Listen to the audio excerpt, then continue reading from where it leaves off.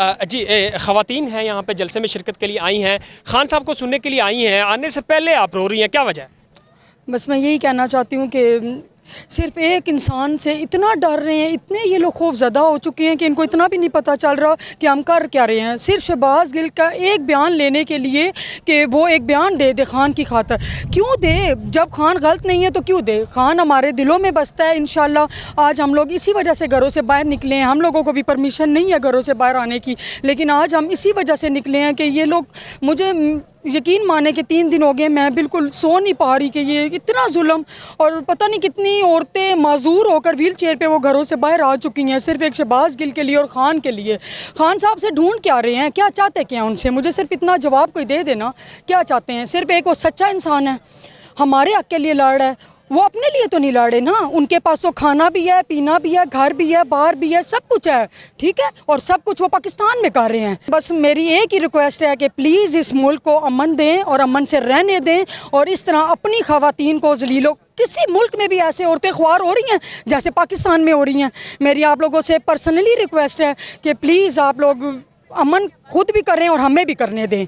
आज आप लोगों की क्या इज़्ज़त रह गई है कि आपको वहाँ से निकाला जा रहा है, आउट ऑफ कंट्री से आप लोगों को निकाला जा रहा है। मुझे सिर्फ इतना बताएं इनकी क्या इज़्ज़त आज रह गई है। मुझे ये बताएं कि ये कह रहे हैं कि शहबाज गिल तो बिल्कुल सेहतयाब है, उनकी वीडियो भी उन्होंने जारी की है, उस पर क्या कहें? वो इसलिए सेहतयाब है ना क्योंकि उसको हमसे मिलने नहीं दे रहे ना, मिलने देना। अगर सेहतयाब है, जिस तरह उसकी वीडियो अपलोड की हुई है, रूम में अखबार पढ़ रहा है, कभी वो पेपर पढ़ रहा है, हमें मिलवाएं ना। अगर वो उस तरह ठीक ठाक खड़ा हुआ है तो हमें मिलवाएं, हम मिलना चाहते हैं ना। क्यों नहीं मिलने दे रहे शहबाज गिल से हमें? ये मेरा जुनून है कि मैं खान साहब की लाइव तकरीर सुनना चाहता हूँ, उनको सामने से देखना चाहता हूँ, और मेरी ख्वाहिश है कि खान साहब मुझे अपने पास बुलाएं और क्या नाम है, मैं उनसे मिलूं। हम यहाँ पे पाकिस्तान बचाने आए हैं, अपने आने वाली नस्लों को बचाने आए हैं, इमरान खान की तकरीर सुनने आए हैं, उसके शहबाज शरीफ पे जो शहबाज गुल पे जुल्म किया है उसके लिए आए हैं। हम इमरान खान को सुनने के लिए आए हैं और इमरान खान ने आगे का रोड मैप देना है, उसके लिए आए हैं। हम वेट करें कब इमरान खान हमें इस्लामाबाद की कॉल देंगे